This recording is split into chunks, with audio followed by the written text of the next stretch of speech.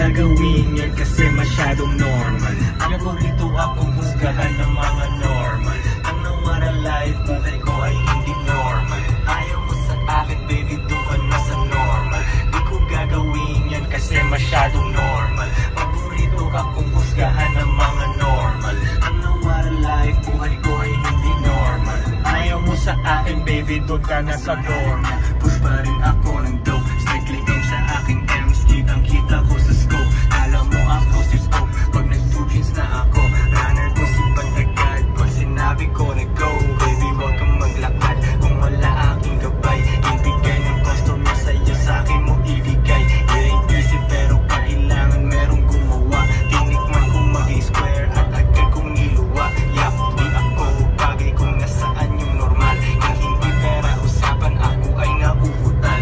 Oo, dati illegal, pero ngayon super clean. Yes, we blow money fast, di kailangan tipirin. Normal, di ko gagawin yan kasi masyadong normal. Ang rito akong husgahan ng mga normal. Ang nawara life, buhay ko ay hindi normal. Ayaw mo sa akin baby, doon ka na sa normal. Di ko gagawin yan kasi masyadong normal. Ang rito akong husgahan ng mga normal. Ang nawara life, buhay ko ay hindi normal. Ayaw mo sa akin baby girl, nasa normal. Mga G's, dito na naman tayo sa akin. Pang 91 na video, and ito nga, video for future self na lang. And ito, nasa kalsada na naman tayo ngayon. Kanina sa bukid, ngayon nasa kalsada, kukuha tayo ng mga stocks, and tuloy-tuloy pa rin. Matagal-tagal tayo hindi tayo nakapag-upload, but baga, may naman nagtatanong sa akin na parang hindi ka na pumapunta sa mga parties, ba't hindi ka pumapunta sa mga ganito, kasi masyado ka na mataas. Broke pa nga ako eh. Sobrang broke pa nga ako, wala pa nga ako wala pa sa 1/4 yung gusto kong marating eh. Then syempre kinakailangan ng focus at oras ko. Kung doon kayo focus lahat sa mga ganyang bagay, kawawa naman yung sarili ko, kawawa naman yung pamilya ko na parang, di ba, umaasa na mabigyan ko sila ng mas maganda. Ngayon, sobrang tong video na to, pag napanood ko for the future, at alam ko, kiniklaim ko na rin, pag binigay talaga ni GOD na magiging successful or mararating ko yung mga gusto kong marating, out yet. Hindi yun madali, pero gagawin ko yun. So, yun nga, in social suicide na sinasabi nila in the terms, pero hindi ko alam kung pumapasok pa rin yung disiplina sa sarili at time. And yun nga, pang 91 na video ko na to, kagaya ng mga consistency ko ng mga nakaraan, hindi ako nakapag-upload, no? Kasi nga nagpalit ako ng phone, at ayoko sana kasi mahal yung phone, at parang hindi po pa deserve para kumuha ng phone. Pero ito nga, maganda naman yung camera, may mga hindi na rin nalulobat, hindi na rin siya clock, hindi na rin siya kaliit. Ganito kasi yung phone ko dati. So kailangan natin ng mag-upgrade para at least makapagtuloy-tuloy tayo. Pero okay lang din naman, basta lahat ng binibili mo is gagawin mong asset. Kaya itong banda to, kung ano naman yung ganyan. Pero balik tayo sa topic na yun nga, pagka may gusto ka or baga nakarating, pahirap ng pahirap. Alam ko yung stage talaga na sobrang hirap talaga. Nakakala mo talaga hindi ka na makahinga sa dami ng mga kung anong dapat ayusin habang dumadami or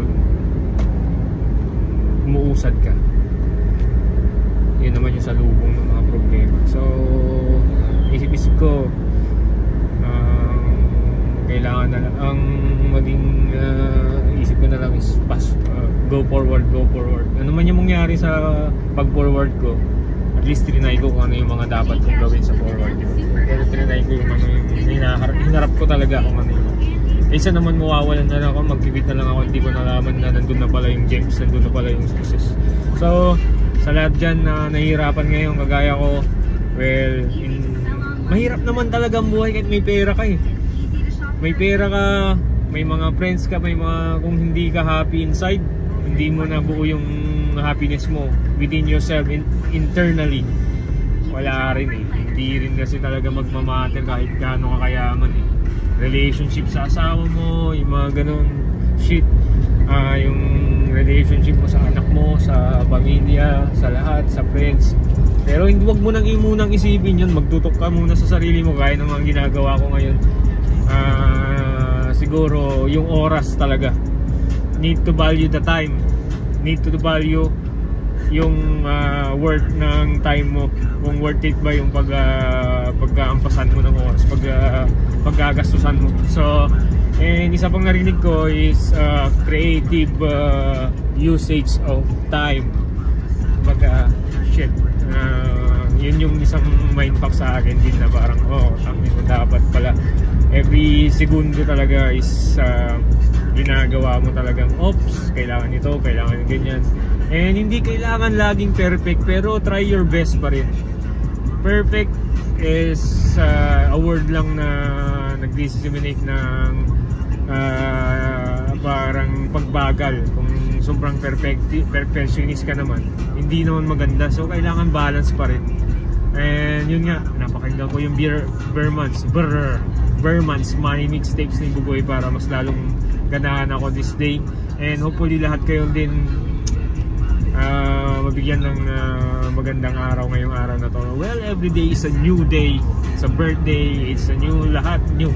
So thank you tayo kay God kasi binibigyan tayo ng mga ganitong opportunity na mabuhay pa at makapag-share kung ano pa yung dapat nating i-share. Maliban wala ka man laman sa bulsa, marami ka man laman sa bulsa na pera or ano bang mga wealth na meron ka, well, be grateful. So let's go, have a nice day and peace out.